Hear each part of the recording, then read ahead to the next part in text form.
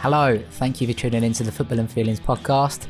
Speaking to Rob and Pete today from Sands United Northants team, based in Northampton. Amazing lads, really enjoyed this chat. They sort of represent Sands, who are a stillbirth and neonatal death charity, and do some amazing work with bereaved families, bereaved dads. They set up this team originally to give bereaved dads a place to just release, really, to if they want to talk about what they've been through, they can. If they want to forget about what they've been through whilst they're playing, then they can. It sounds like a really open place for people to get involved. They recently appeared on the BBC One documentary, Football, Prince William and Our Mental Health, which really displayed the work they were doing in a great light. Hopefully that's going to give them a platform to take it further. We spoke about what they're planning for the future, the experiences that them two both went through together, Rob and Pete, and just like the dynamic of the team, how it's set up, what it does for the lads. Really, really great chat. I really recommend this one. I'll post links in the description, as I always do, to their social media pages, to the Sands United Northants team. Yeah, great stuff. I can't really say much more about it, to be honest. They're both really humble lads, and their heart's just in it for the right reasons. They want to help other people and keep helping themselves as well. So yeah, enjoy. Thanks for listening.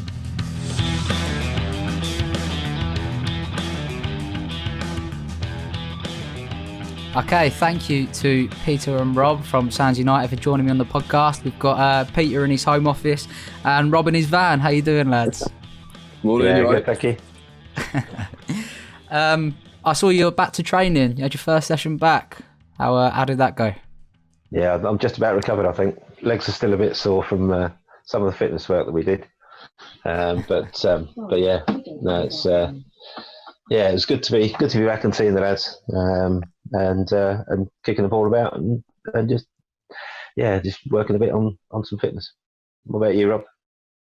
Lockdown has not been good to me, I'm not going to lie. I've probably put on a few more pounds than I would normally. I've literally done nothing since we stopped playing football. But yeah, no, it's good to see the boys. We had a couple of new faces as well, which is good for the next season coming up. You know, if we can strengthen the squad up a little bit, we've got a few options on what we do with the team going forward. So yeah, it was just as I say, good to see the lads. Good to get back to it and actually have a chat in person at a safe distance, rather than via WhatsApp and Zoom and stuff. Yeah, now you're at probably the start of the longest pre-season you'll have, I'm guessing. Feels like it could be a never-ending pre-season. Yeah, it could be. Who knows? I've never really liked pre-season either, so this is going to be a test of my mental strength to get through, I think. I'm not sure about you lads, but throughout lockdown, not having football to play and to watch as well as a release is something that I've really envied. It really helps me get a lot of anger out. Is that something that you've both missed, Rob? Yeah, definitely. I think I never really realised how much I relied on football, both either watching it or playing it, but certainly playing it for that kind of hour and a half on a game day where you just get to kind of switch off to all the other stuff that's going on. Whether it's work's getting on your back or that the missus has done your head in for the week or the kids are on, a bit on top of you. Lockdown's been a bit strange as well with being at home a lot more. I'm normally kind of out working most of the day, and fair play to the wives and people that look after the kids all the time, because it took me a couple of weeks to adjust to it. But yeah, but after that, it's been really good. It's been good to have the extra time to spend with them. But football's definitely been a massive miss. Just personal fitness wise. As Pete said, after training, my legs and my back are in pieces. I struggle to get up the stairs. So just it kind of has an all-in-one kind of job to do whereby it's good for your fitness and it keeps you kind of active and it makes your work day a bit easier. It gives you that chance to get a few things out, and yeah, it's definitely good that it's coming back slowly. Yeah. What about you, Peter? It's been weird not having any sort of sport. I mean, for me, football sort of come to me late in life. I've always watched it, but haven't played it until I joined the team. And some people probably say I don't play it now either, especially the manager. well, that's because you don't put me on. Yeah, no, it's been weird not having sort of watching football, golf, cricket, anything, rugby, anything on TV has been really, really strange not having that on. It's a great release, and you can just switch off and watch it and enjoy the good moments and feel crap about the bad moments, really. But no, I've kept myself quite busy. I've lost my job before lockdown, unfortunately, so I've been sort of trying to work out where my next move is going to be. Really, I've got a few things that are bubbling along. I've got a few decisions that I'm going to have to make soon, and hopefully I'll have some choices to make rather than not having any choices, which will be nice. The physical exercise, the camaraderie, the banter, the human contact. We'll enjoy a good man hugging team, and me more so than most, I should think. So not being able to even shake hands with people, it's just been weird, and then hard. Yeah, I think you can tell that everyone's sort of missing that human connection that brings everyone together. And there, you've heard it here first. Peter Allen is available on the transfer market. So if anyone's listening, maybe we'll get you a decent transfer fee. Yeah, that'd be nice. Yeah, anything. Yeah, anything that pays me what I used to earn would be great. And you were talking about TV then. Obviously, Sands United, you've recently been on the football Prince William and our mental health documentary. Nice little gateway into that conversation. How's the reaction been so far about the documentary, Rob? It's been really good, actually. I mean, first 2-3 days, kind of the phones exploded. I was charging my phone 2-3 times trying to reply to everything. We've gained a couple of players. We've had some really nice messages from other lads that want to start teams. We had a guy from Dundee messaged us and said that if there isn't a team near him, can he start one? And a couple of other guys around that we've put in touch with teams local to them. So, yeah, it's had a really good impact so far. And I think one of the key things we want to do is not kind of leave it there, not just be a kind of a one-thing wonder. And we really want to kind of kick on and actually start making a difference and putting into place all those things that we spoke about on the documentary, and not just for a team, but for our wider community. And I know the guys on the other teams are really keen to be able to do something and have that as a platform to work from. So yeah, the future should hopefully look good, but we've got a fair amount of work to do between now and then. Yeah, I mean, hopefully it presents a lot more opportunities for you all to spread the word.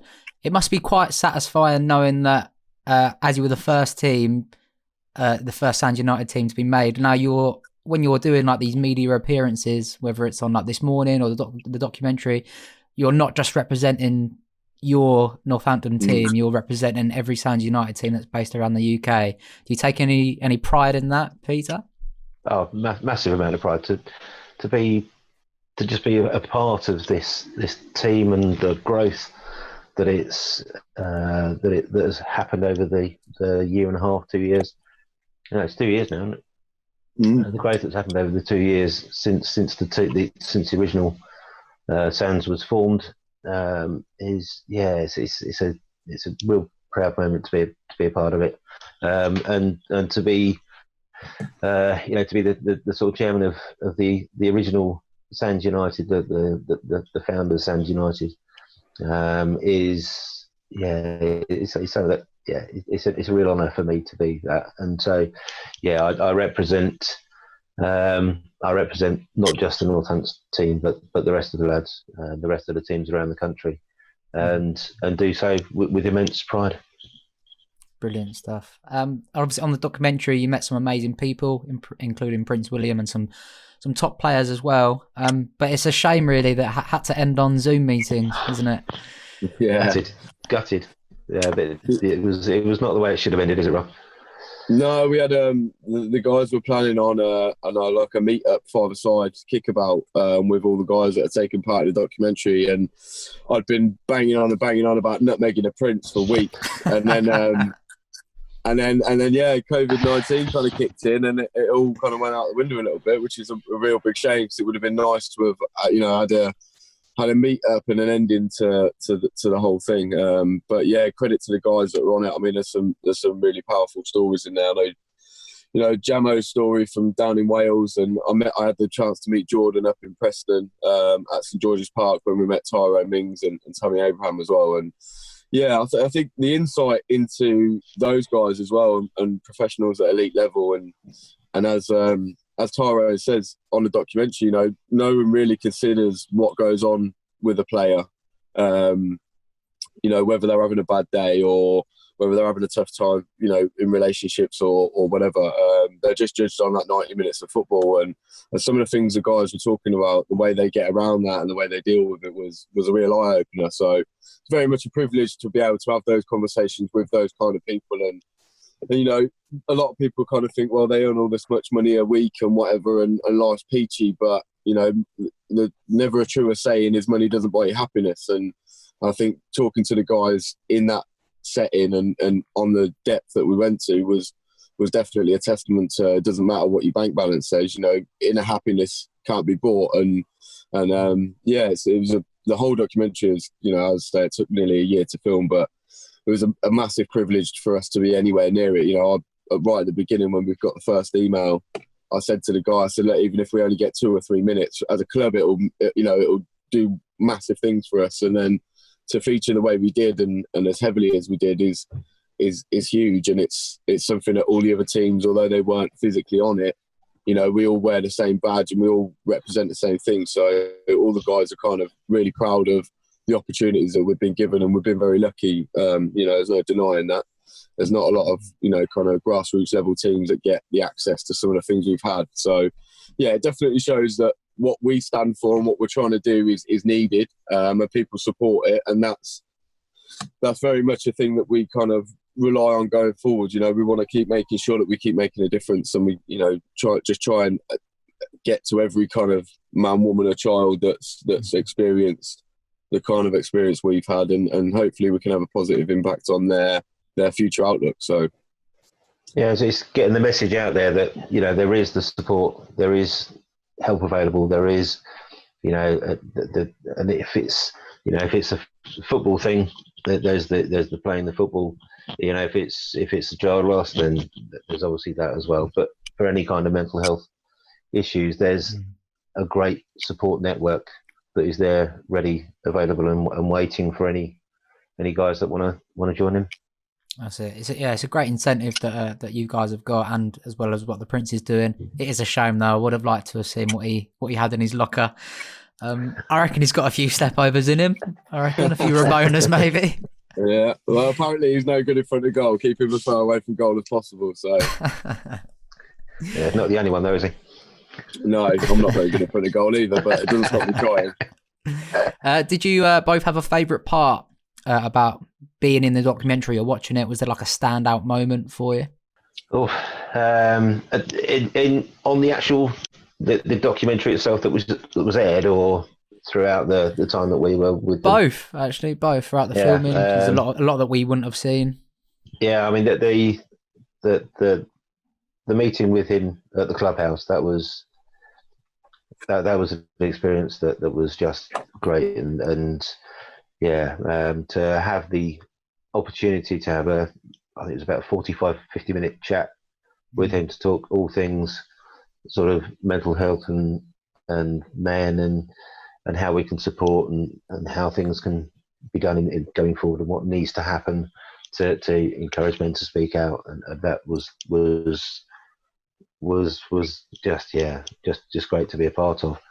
But for me, the one bit that really sort of hit home in the documentary was seeing Nick and Rob's chat in the George, and that made me understand. We're always forever moaning at the lads for disappearing as soon as the game finishes or as soon as the training finishes, but we don't appreciate that. There are anxiety levels within some of the lads that means they need to get back home because they don't know what's going on there, and their minds are racing all over the place, thinking what ifs and what ifs. And so we need to be more mindful that if lads do want to disappear straight after training, if they do want to disappear straight after the game, if they can't come on a Sunday morning to watch us, there might just be something else going on in their heads, in their minds, in their worlds that we need to be more sort of thoughtful about. Yeah, it's tricky when you're trying to create a culture that encourages people to stick around after and sort of share how they're feeling. When some people maybe don't feel the same, or that it's just not available to do for them at that moment, I understand that it could probably be a bit, not frustrating, it's probably the wrong word, but I mean, you have to learn to be flexible, don't you, I guess?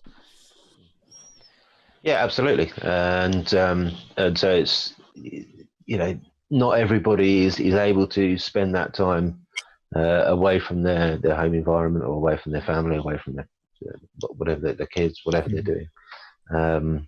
And so we need to be, as I say, more respectful of their choices. Yeah. What about you, Rob? What was your standout moment for you?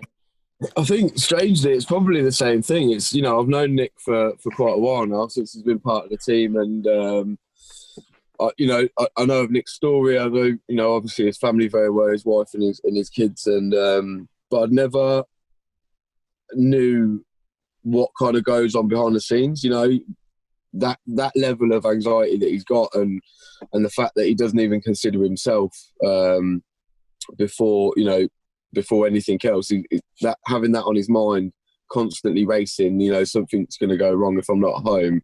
It must just be exhausting, and I can't relate to it because I'm fortunate that I don't personally suffer with anxiety, but I know a lot of people that do, my wife included. But yeah, just to talk to him on that level and get a kind of an insight into what goes on day to day. That's not just when he's at football. That's any time he's away from the house. That's constantly going on. Even kind of when he's at work and stuff. And yeah, they give me a different picture. And it's one that I think that depth of conversation hasn't happened enough with the other guys, and maybe there is more to still find out about the guys we've got on the team, apart from what they've presented at face value. And I think that gives us a real kind of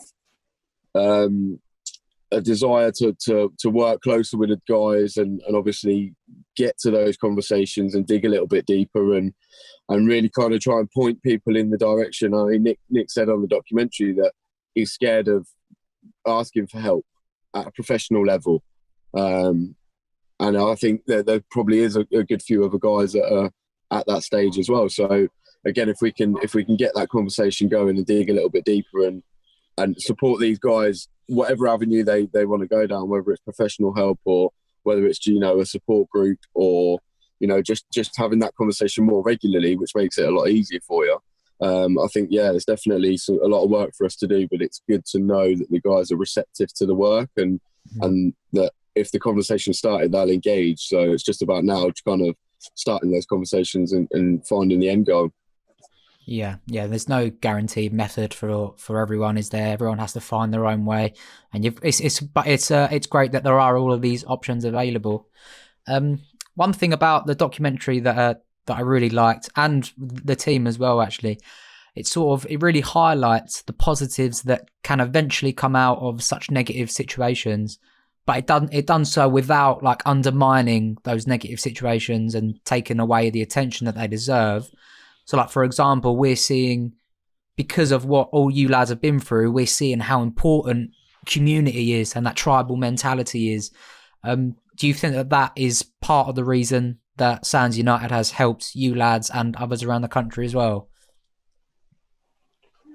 Yeah, I'd say so. I think, we've all been through terrible experiences, and one of the hardest things for parents that don't have the children with them is how they remember them and how they honour them. And you kind of, sometimes you feel guilty if you haven't said their name for a couple of days or you haven't had a conversation about them.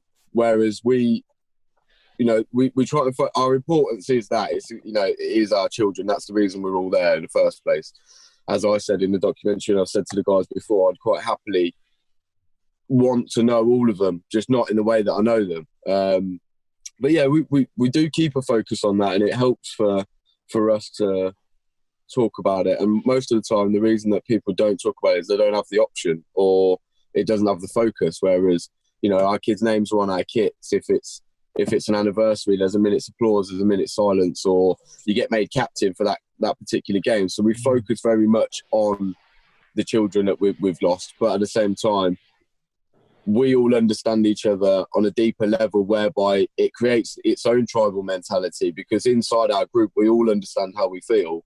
And outside, it's maybe where we don't get the support we want or we need, or our friends and family can't talk to us on the same level that we talk to each other.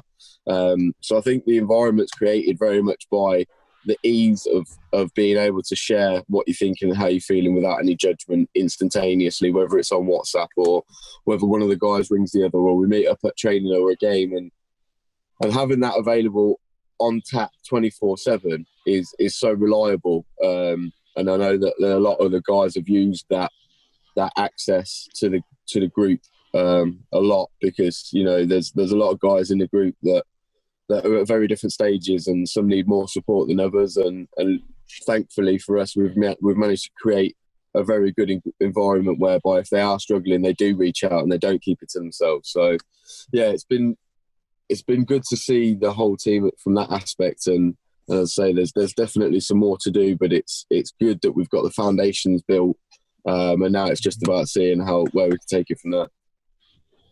Yeah, and you talked about like the dynamic of the team there. Obviously, I presume there's people that have been there from the beginning, like yourselves maybe, and then people who have recently joined. Do you think that that differentiation in terms of dynamics, does that help you support other people, Peter?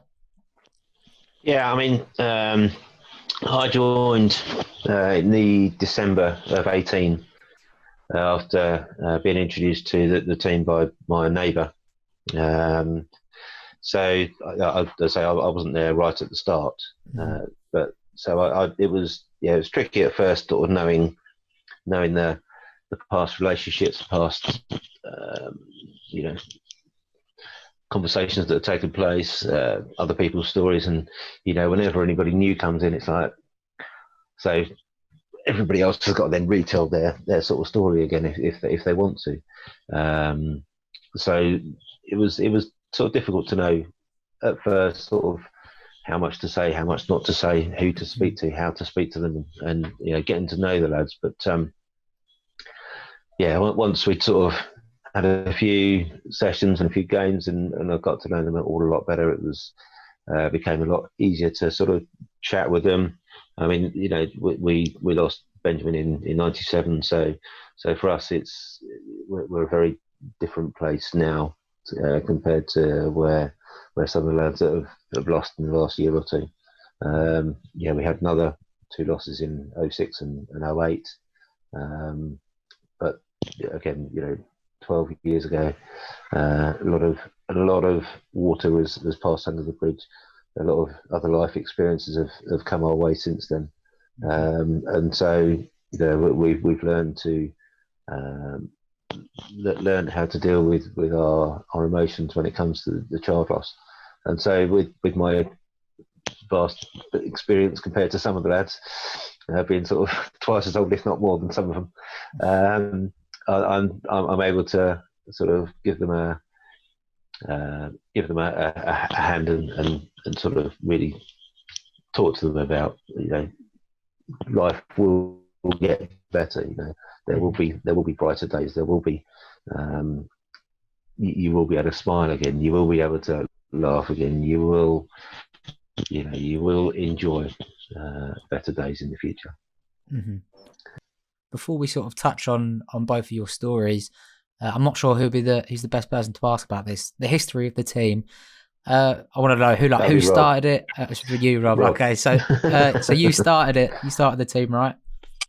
Yeah, it was a complete accident, to be fair. So October 2017, me and my wife were due our second child. We already had a little boy, and I had a little boyfriend previously as well.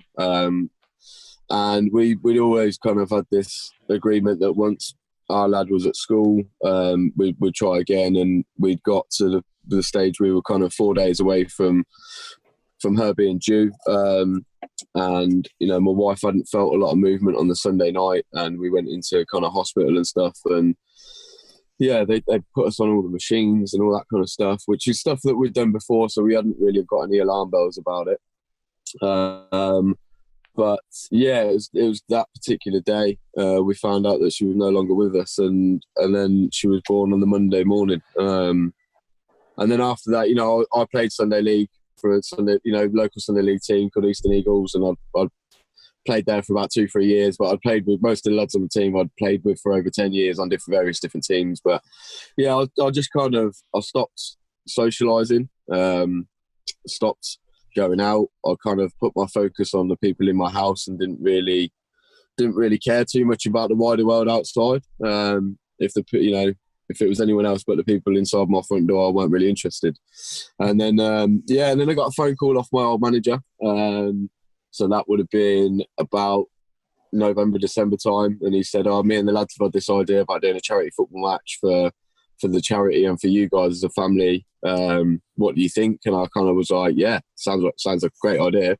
But I still wasn't in the right kind of place to help out planning or doing anything towards it. So I left it to him, and then kind of January, February time, he rings me back and he's like, really excited. He's like, right, I've booked it, Rob, I've booked it. And I'm like, Alan, what are you talking about? What have you booked? He's like, I've booked Sixfields. And I'm like, you've done what? So obviously Sixfields in Northampton is it's the biggest stadium we've got. It's the home of the Cobblers.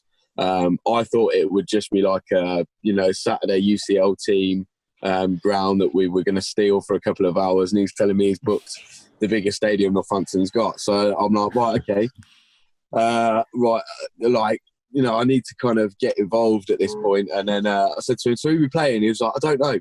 I haven't thought that far about it. And I'm like, oh God, what are you doing to me? So I was like, you've booked the biggest stadium in Northampton and we've got no one to play against. And he was like, yeah, but I just wanted to get it booked. And I'm like, right, okay. Well, I said, right, leave it with me and I'll see what I can do. And because I'd gone to a couple of support groups, they do a couples group and they do a dads only group. A lot of the support groups, the couples groups I'd been to, I looked around the room and most of the time you've got, between 20, 25, 30 people there, but there's probably 2 or 3 blokes. And I'm like, what's going on? Where are all these guys? And I kind of got to the realisation, I mean, once my missus first mentioned the group, I was kind of like, is that for me? But luckily I was kind of open enough to think, well, I've never needed a group, so I don't know if it's for me or not, so let's go and try it anyway. But being there and seeing the lack of men, I'm kind of thinking, like, what's going on? Why don't anybody else come? So then I kind of thought, well, all right, let me try and drag a few of these guys out of their sofas and put a dad's team together. And then I'll play on the dad's team and we'll play our old team. And yeah, it took me about 2 or 3 months and I ended up with, I think we had 17 lads on the day. 15 of them were dads that had lost children and 2 of them were very close friends of the guys that were playing. And yeah, I mean, that day was just kind of, it was magical. It was, in the weeks leading up, we had training and we had a WhatsApp group and the lads were chatting and sharing and kind of really pulling together and turning into a team. They'd gone from strangers to really kind of becoming a team. And then that day, when you're standing out there and we did a minute silence, we did a big balloon release and then kind of looking up, and I think we maybe only had 350 people come, but to see the support we were getting and obviously with that amount of people, you could hear every shout and scream from the crowd as well. But yeah, it was just kind of one of those days where if you'd have planned it, you wouldn't have got it to go the way it went. It made itself. And then following on from that, one of the guys, Rory, actually come up to me after the game and he said, oh, now the football's gone, you're not going to delete WhatsApp, are you? And I said, no, because I've made, a lot of friends from that as well. And the idea was just to do like curry nights or crazy golf or, whatever it was, just to keep these guys together, these 15 lads. I really wanted just to kind of keep them together just because they bonded so much and they all had a shared experience and they weren't meeting up anywhere else. They weren't going to groups and they weren't talking online forums and they weren't reaching out for support. But once we threw football into the mix, they were all happy to do that. So, yeah, the idea was just to keep the guys together. And then I was due to take over as manager before losing leave for my Sunday League team. And then we were in a WhatsApp group chatting one day, and I thought, what about this lot being a Sunday League team? And I kind of put the feelers out and I said to the guys, like, what do you think about doing Sunday League? And I mean, the 15 guys we had, they were all great, but you know, we had guys that some of them played rugby, some of them had never put a pair of football boots on in their life. Some of them are quite openly, our Roy will tell you every single day of his life that he hates football. But they all wanted to get involved because it represented their children. And football aside, that's really what they wanted to do. So I think for about 7 or 8 of the lads that did the game volunteered for Sunday League. So we started again, we had a chat about team names and all that kind of stuff. And one of our previous players who was still in contact with Sean, he came up with Sands United. If it was down to me, it would have been called Dad United. So I'm glad he had a better idea than I did. But yeah, and then we just kind of put out a couple of feelers on, you know, Facebook, Instagram, Twitter. We made a team page up, and we put the feelers out to local radio, local newspaper, and that was it. It exploded. You know, we had a load more players get involved, but on the media side and the coverage and the promotion of the team, every kind of decent outlet that we could have hit, we hit. You know, Sky Sports News and BT Sport, and it just kind of went bananas from June till about December time. And you know, that first 6 months that we were even a club ended it with us winning the 2018 Team of the Year Pride of Sport Award, which was another kind of bananas thing, but just again kind of pointed us in the right direction and said, you know, what you're doing does make a difference and it is needed and you need to kind of keep doing it. But yeah, the team was never supposed to go nationwide. It was never supposed to go any further than Northampton. It was literally just supposed to be a local thing for local guys, just to stay together, stay in touch after playing in that charity game. And then, you know, the world took over from there, and here we are a couple of years later with 25 teams across the country and still more people wanting to get involved. So the impact it's had has just been astronomical. If you'd have planned it, you could never have planned it the way it went. And it's been a completely organic, natural growth that, you know, even at times I sit there and go, what is going on?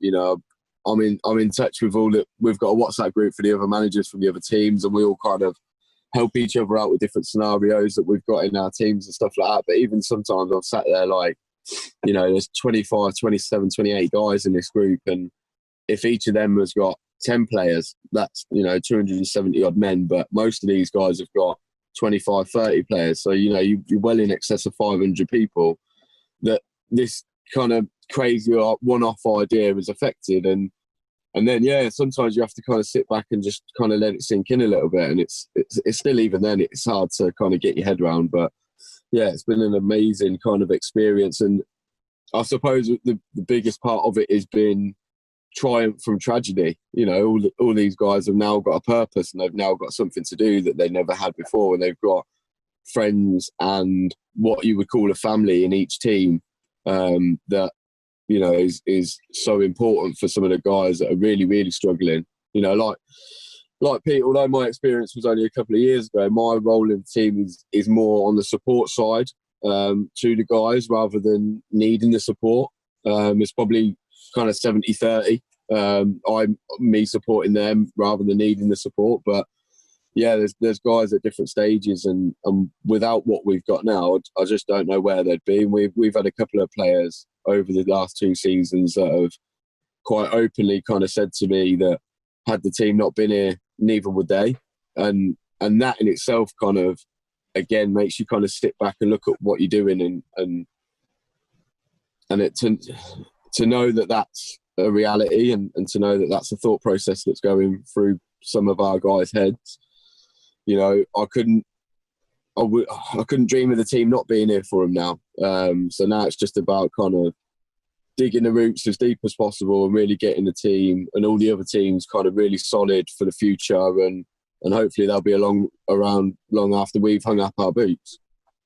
I hope that you all do have the time to sort of reflect and realise how proud you should be, because it has progressed by the sounds of it, amazingly to have so many people involved around the country, and even just your team, what you've gone on to do. It is amazing. But what's the atmosphere like on game days? Does it differ, do you think, to like a normal Sunday League team? Don't ask me. No, it's the only Sunday League team I know.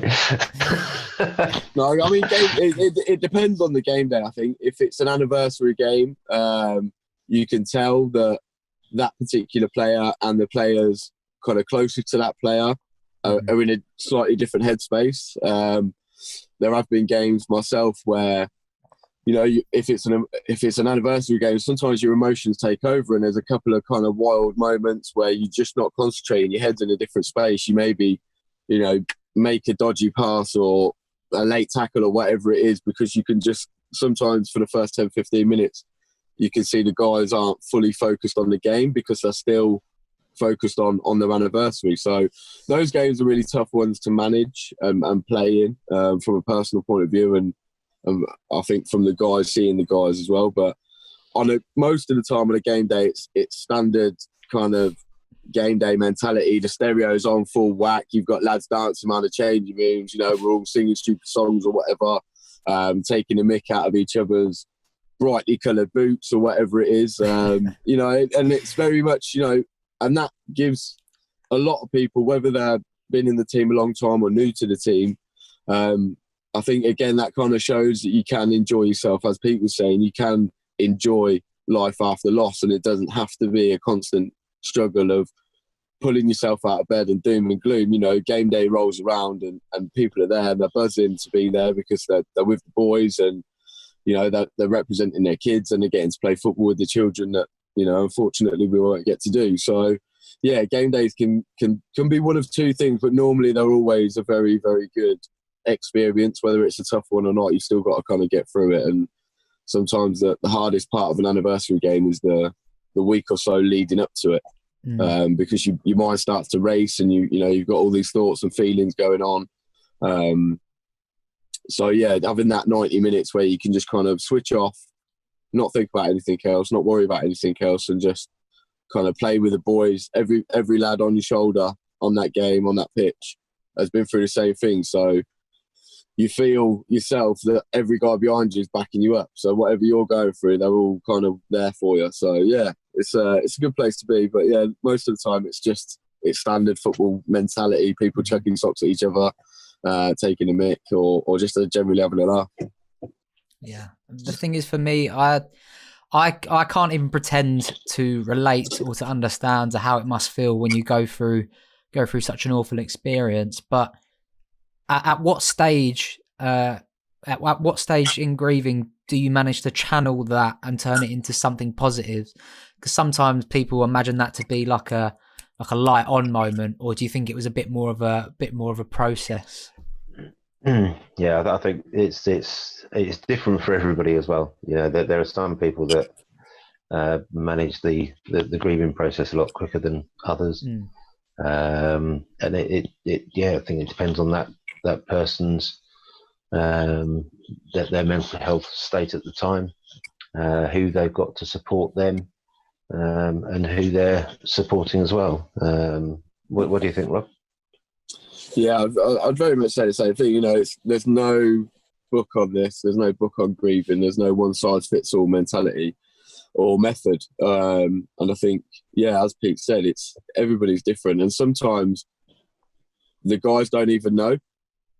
A lot of the guys, you know, we've had guys get involved with a team 2 weeks, a month, 2 months after their losses. Some guys haven't got involved until 5 years or plus, you know. So everybody's in a different stage, and I think with the grieving process, it's down to acceptance, and I don't mean acceptance of the loss. I think it's the acceptance of what you're feeling, because as men, we don't tend to generally kind of go, do I feel anxious? Have I got anxiety? Am I depressed? You know, nobody's having that conversation. A lot of guys kid themselves that I'm all right, I'm sound, don't worry about me. You know, if anybody asks, I'm fine. You know, brush that away. Let's not go into that. But I think that the minute that we can ourselves own our feelings because we've all got them. You know, none of us have got a perfect life, whether it's work stress, money stress, relationships, loss, whatever it is, whatever it's getting on top of you. There has to be a point where you sit back and go, what am I feeling? What is this that I'm feeling? And how do I deal with that? But until you're asking yourself that question of what am I feeling, you won't ever get the help that you need because you don't think that you need it. So it just depends on what they, like as Pete said, you know, support networks can have a massive impact, which is why the team, I think, is so important, because it gives people that support, you know, straight away. The minute that new guys join or whatever, you've got it within our team. There's so much of a vast experience of different things. You know, as Pete said, his losses were a long time ago, so he's in a different place than somebody else will be, and it's just being able to pull all those little tidbits of information and ways that people cope to kind of help yourself get through. But yeah, the very, very starting point is that you've got to kind of accept it yourself and ask yourself those real questions before you can then reach out and start exploring how you combat those feelings. Mm-hmm. You mentioned that the team started through a charity match, pretty much. Do you have plans for the future to do more of those? What have you got planned? Yeah, and unfortunately, again, coronavirus is kind of knocked this one on the head, but this year was going to be our first. So we had the very first charity game where the team formed. That was in 2018. Then we did another charity game in 2019 where we had the pleasure of meeting Hoops, actually, who had been in contact with us since the first charity game, and he's done a lot of kind of sharing and retweeting, and he's answered DMs to the guys as well. He's very, you know, he's really good like that. He's very much an open book, and he's always willing to help out. So we had the pleasure of playing with him the year after in 2019, and then this year was going to be the first ever Sands United tournament down in Brighton. So Andy runs a Brighton team. We'd spoke about it in the management group for weeks and weeks and weeks and weeks and weeks. And then Andy was like, right, I'm doing it. He did an Alan. He was like, I'm booking it. I'm doing it. And yeah, he put the wheels in motion for that. And it was something that, you know, again, I think we had 16 teams that were at a stage where they could play. So they were all going to be coming down. We were going to do a 7-a-side format. So it was teams of 10. So even that was going to be, you know, 150, 160 guys were all going to converge in one place that have all been touched in some way by child loss. And we were going to do, Andy had planned some workshops. So he's going to split the day over Saturday and Sunday. He's going to do a couple of workshops where he's going to try and get people in to share experiences. A couple of coaches, hopefully, from kind of high-level clubs to teach the managers a couple of drills that they could take back to clubs. But kind of turn it into a bit of a conference and a tournament all at the same time. But yeah, that's been pushed now to next year. So 2021 should see the first ever Inter Sands United tournament, which is going to be quite a huge event, really. I mean, footballing aside, it's, you know, to have that many people there sharing experiences, networking, building relationships that they can take back to their clubs. Because sometimes you might not want to talk to the guys on your team about real deep stuff, because you don't, you know, teams change, they evolve, players come and go, and you know, it's hard to put that level of trust into somebody if you're not 100% sure they're going to be there again, which is why I think a lot of the guys lean on me and Pete, because, you know, I think football aside, if I couldn't play tomorrow, there's no way I wouldn't still be involved. And I think Pete's very much the same. You know, the playing side for us it's great while we can do it, but it's not the be-all and end-all of the team. So I just think that from a networking point of view and what that's going to do for these guys that have come into this tournament could be huge and should be huge. And we're going to try and make it the biggest and kind of best event we can for the lads to attend. And hopefully they can all take something away from that. Yeah, that sounds like it would be an amazing experience. What do you think about that, Pete? I'm sure you're buzzing for that to happen. Yeah, absolutely. It's my neighbour that got me into the team. He was really looking forward to it. He's just been blessed by a daughter after many years of trying, and to have her in the street now is great, and it's wonderful. and seeing a very happy mum with her daughter now is just fantastic. But yeah, Kenny was like, yeah, she'll be about 2 months old, 3 months old maybe. Yeah, I should be able to get away to Brighton. Should be able to get away. Yeah, we'll definitely do that. And it's like, well, how are we getting down there? And this was all sort of months and months ago. And it was like, don't worry about that, Kenny. You've got plenty of time. And then, of course, virus hits, and it's like, oh, we won't be going to Brighton. I said, you never know. I'll be trying to sort of keep as positive as I can, saying, no, it should still be on. But yeah, then then the news came out that they've had to postpone it for a year, and doom and gloom descended upon the close here.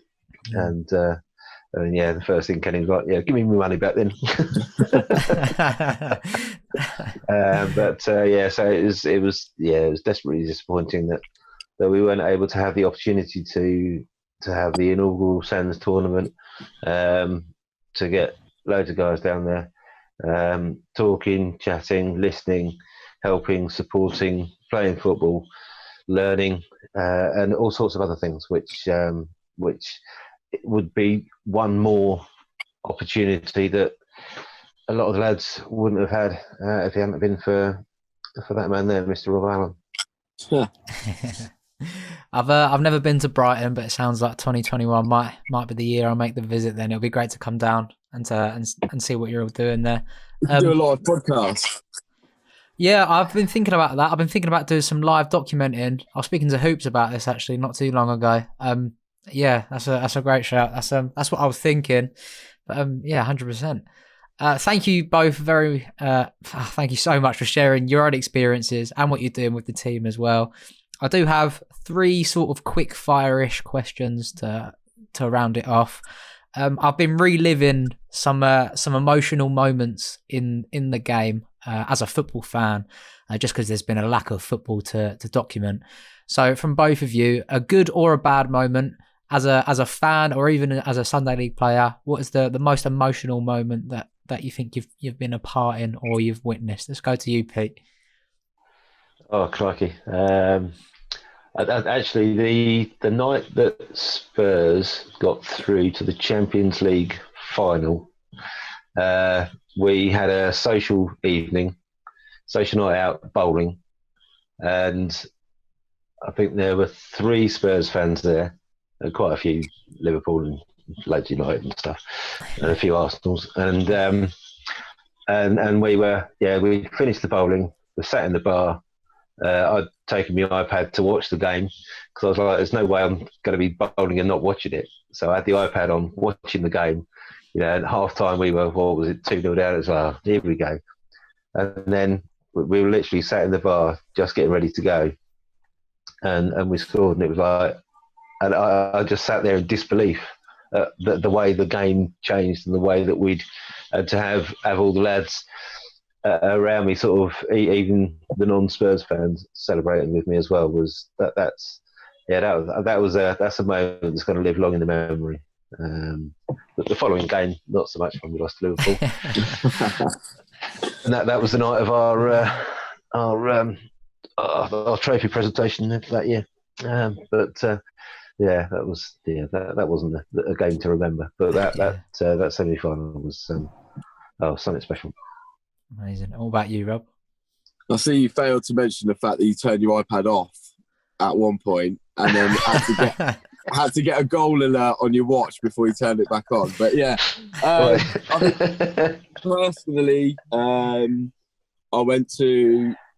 took my 2 lads a few years ago now to Old Trafford to watch the charity football game that David Beckham did for the 7 charity. Growing up, I think I based a lot of my early years on Beckham. From the hairstyle to the number to I even wore the same boots. I played the same position. I kind of tried to reinvent myself as the next Beckham.